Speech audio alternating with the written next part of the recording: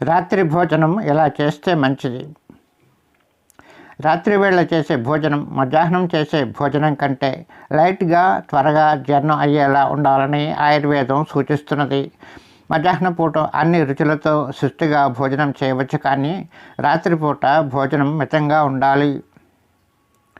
రాత్రి భోజనంలో పులుపు కానీ చింతపండు పులుపు వేసిన ఆహారాలు, కూరలు, సాంబార్ వంటివి మితంగా తినాలి.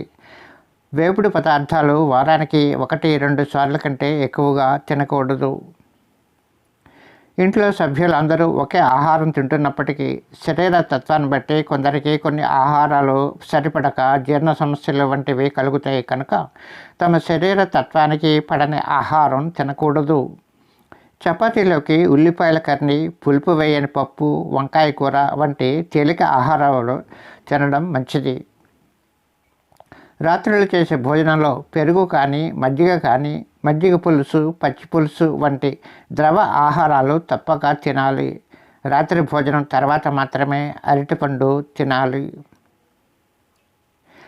అనారోగ్య సమస్యలు రాకుండా ఉండాలంటే రాత్రివేళ fried foods, pizza, ice cream, chips వంటివి తినడం నియంత్రించుకోవాలి.